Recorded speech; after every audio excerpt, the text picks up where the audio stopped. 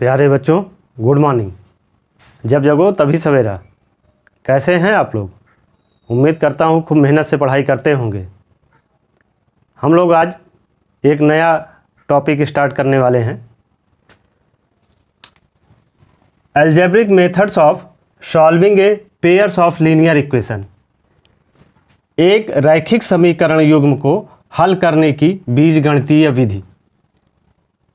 इसके पहले हम लोगों ने graphical method of solving A pairs of linear equations, एक रैखिक समीकरण युग्म को हल करने की ग्राफीय विधि को पढ़ा।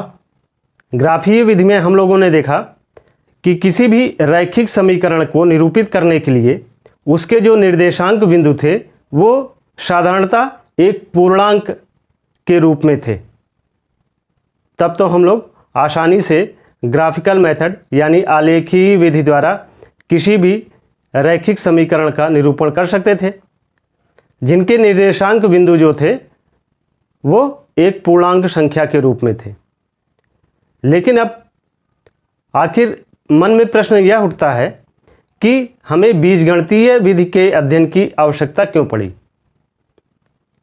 हमने ग्राफिकल मेथड में देखा कि जब निर्देशांक बिंदु कोई पूर्णांक संख्या ना हो, यानी कोई परिमेय संख्या हो, p बाई क्यू के रूप में हो, तो या फिर अगर किसी भी रैखिक समीकरण के निर्देशांक बिंदु पॉइंट्स के रूप में हो, तो फिर हमें वहाँ पर उनका ग्राफिकल रिप्रेजेंटेशन करने में असुविधा होती है और जिसके कैलकुलेशन में भी त्रुटि होने की संभावना होती है। यानी हम लोग कह सकते हैं कि द ग्राफिकल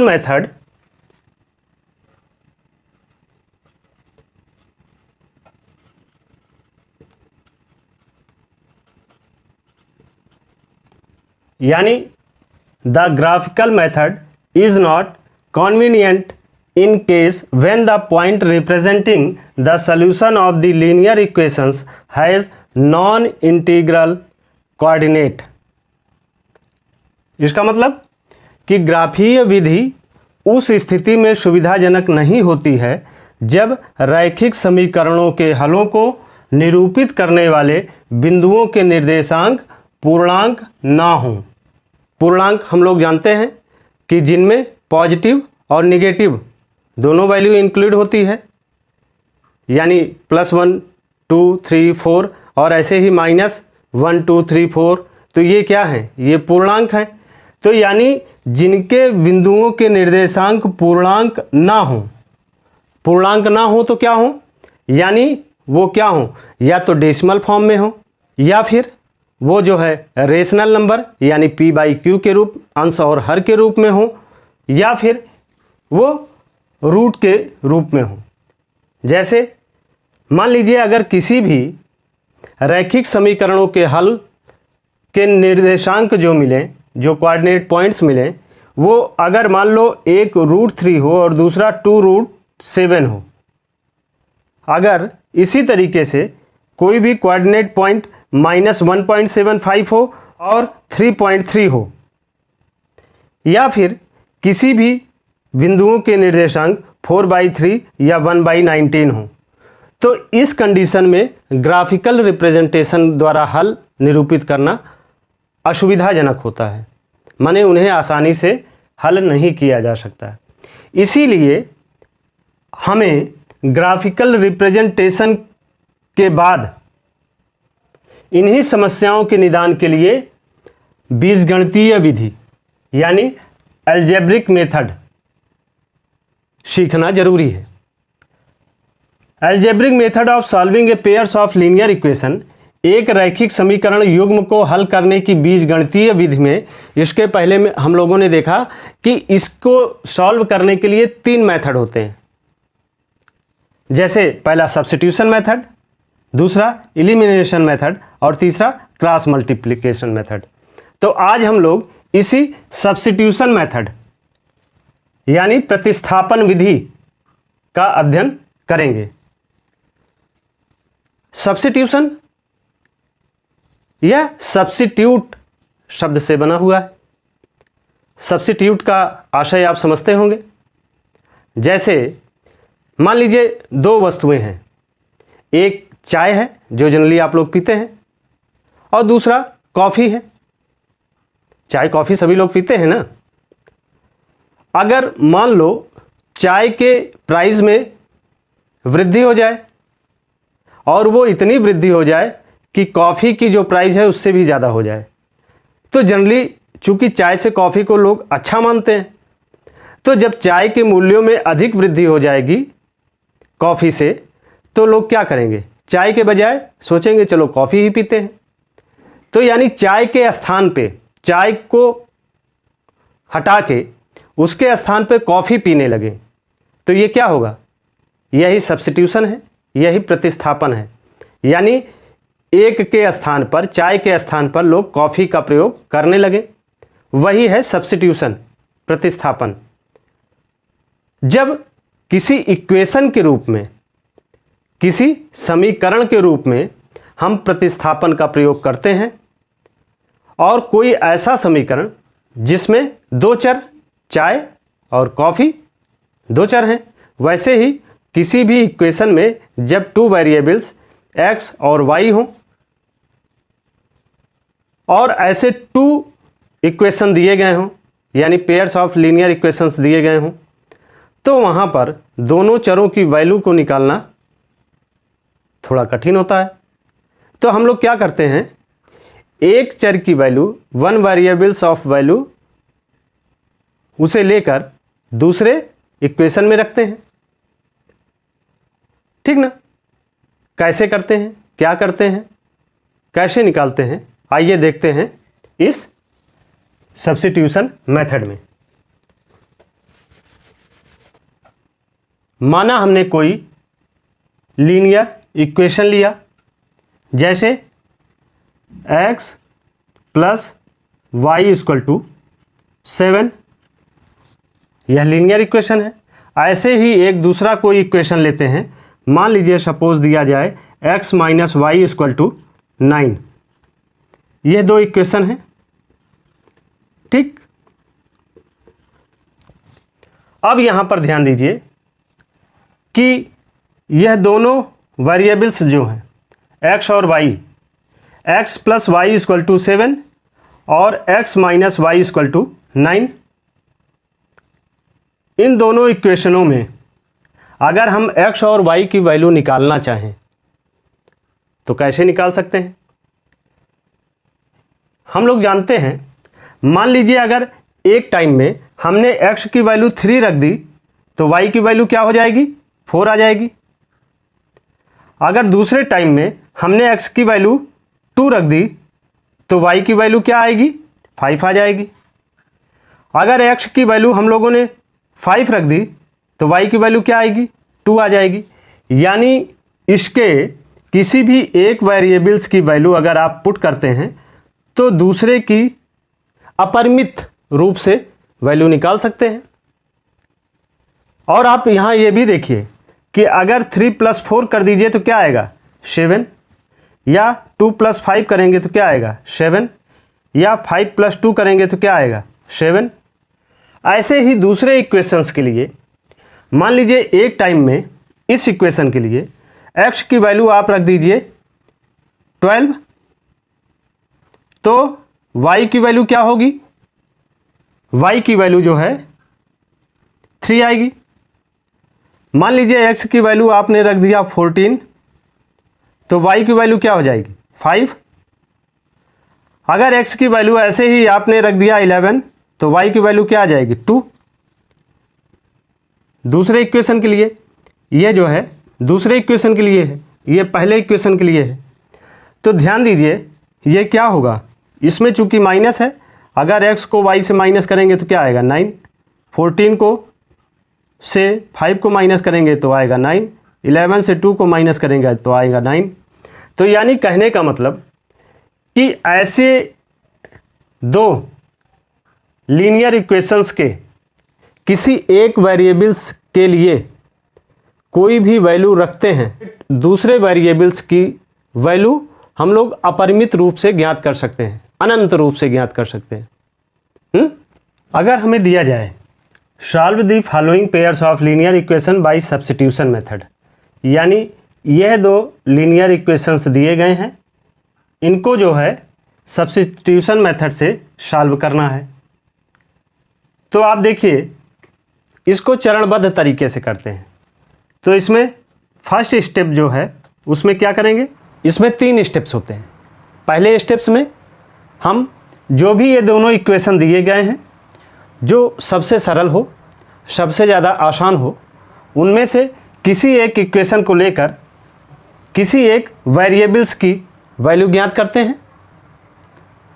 सेकेंड स्टेप में इस निकली हुई वेरिएबल्स की वैल्यू को जिस इक्वेशन के वेरिएबल्स की वैल्यू ज्ञात की है उससे अगर हमने सेकेंड इक्वेशन के एक्स वाई में से किसी एक की वैल्यू ज्ञात की है तो उस वैल्यू को फर्स्ट इक्वेशन में, और अगर हमने फर्स्ट इक्वेशन के एक्स और वाई में से किसी एक की वैल्यू ज्ञात की है तो उसे सेकेंड इक्वेशन में रखते हैं।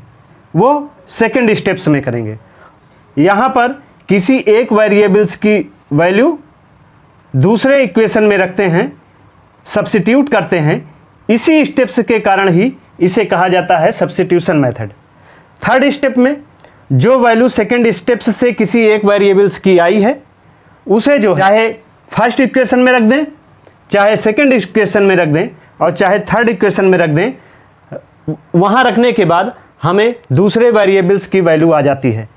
यानी यह 3 स्टेप्स हम लोग करते हैं। देखते हैं। फर्स्ट स्टेप में है right one variable in terms of other. Let us consider equation 2। हमने यहाँ इक्वेशन 2 लिया जो दिया गया है x minus y equal to 9। तो यहाँ पर x की वैल्यू निकालने के लिए x इक्वल टू क्या हो जाएगा, y जब इक्वल साइड चेंज करेगा तो प्लस हो जाएगा, तो x equal to y plus 9। ये इक्वेशन 3 हो गया। ठीक।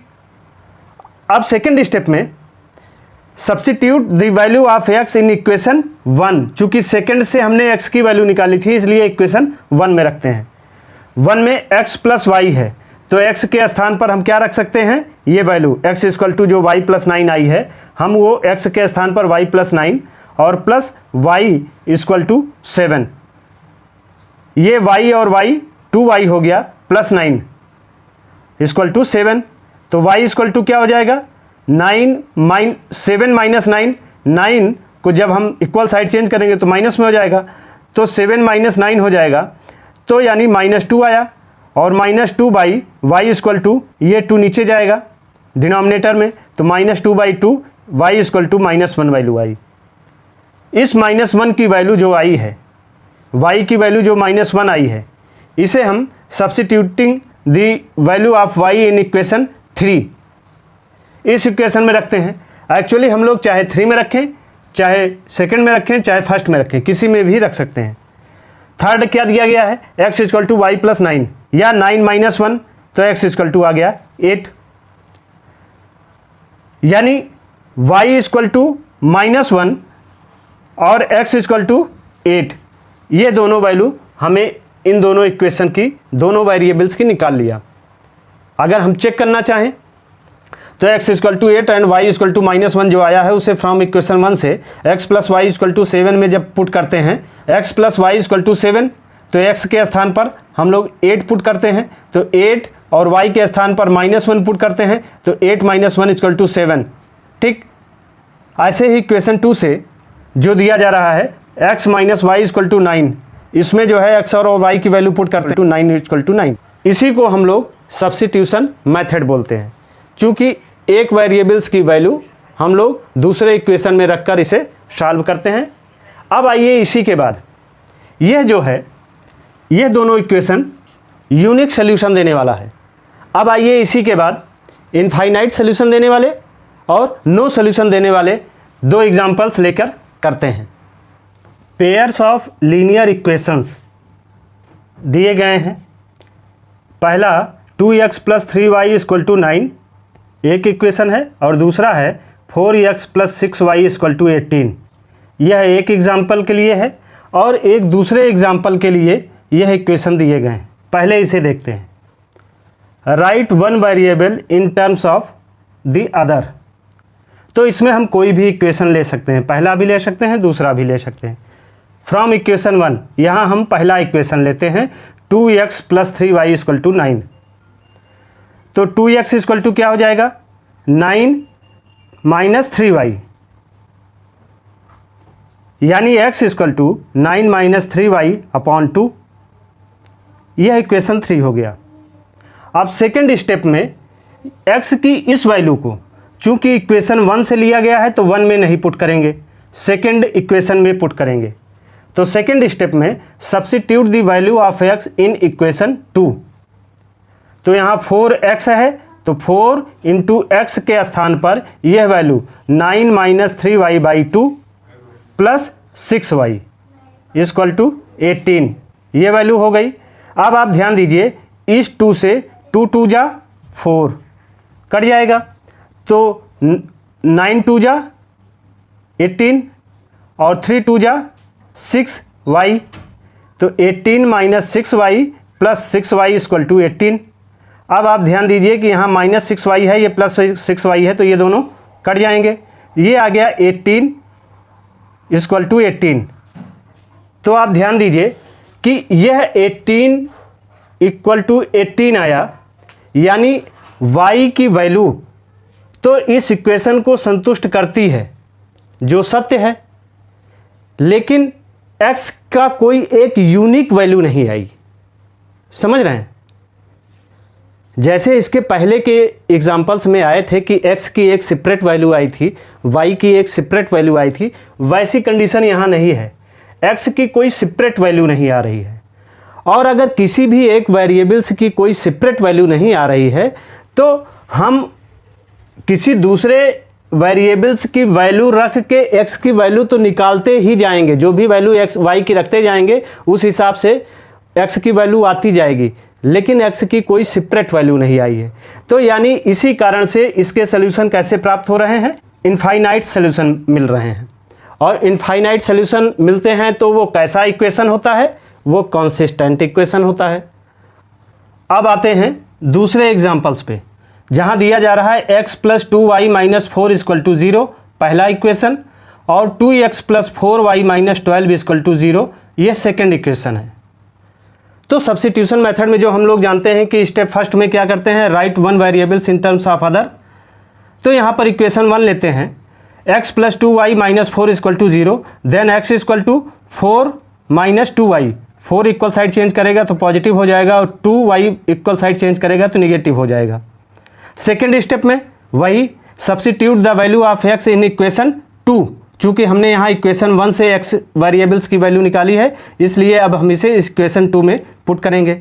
यहाँ दे रहा है 2x, यानी 2 × x की यह वैल्यू 4 - 2y जो आई है यहाँ पर पुट करेंगे, plus 4y - 12 = 0, 2 × 4 = 8 minus 2 × 2 = 4y plus 4y - 12 = 0, -4y + 4y ये दोनों कट जाएंगे, आया 8 - 12 = 0, -4 = 0। क्या -4 = 0 हो सकता है कभी? नहीं हो सकता ना। तो इट मीन्स क्या है, यह स्टेटमेंट गलत है, फॉल्स स्टेटमेंट। और यहाँ सॉल्यूशन क्या मिलेगा, नो सॉल्यूशन, कोई उत्तर नहीं मिलेगा। क्योंकि अब ध्यान दीजिए, हमने, आप इसे समझना चाहें तो मैंने लेक्चर वीडियो फर्स्ट में ही इसको डिफाइन किया था कि यह दोनों इक्वेशन जो हैं वो कैसे हैं। आप देखिए, यह दोनों equation x 2x 2y 4y, यानी यहाँ से यहाँ तक के स्टेप में हमने 2 से जब मल्टीप्लाई किया तो ये 2 के मल्टीपल के रूप में आ रहे हैं। और यहाँ पर अगर मल्टीपल ये होता तो 4 × 2 = 8, अगर ये 4 × 2 = 8 होता तब तो ये इक्वेशन सही होता, लेकिन यहाँ क्या है, 8 नहीं है 12 है, इसलिए यह इक्वेशन ही रॉन्ग है। अगर ये इक्वेशन रॉन्ग है तो सॉल्यूशन नहीं मिलेगा, और सॉल्यूशन नहीं मिलता तो यानी कहने का मतलब कि यह अगर ग्राफिकल रिप्रेजेंटेशन के रूप में आप करना चाहें तो यह किन्हीं दो पैरेलल लाइंस के लिए इक्वेशन है जो कि कभी भी आपस में एक दूसरे को इंटरसेक्ट या टच नहीं करेंगे। ठीक इस तरीके से आप इसे उतार लीजिए और यहाँ पर सब्स्टिट्यूशन मेथड का जो कॉन्सेप्ट है उसे समझने का प्रयास कीजिए। Thank you.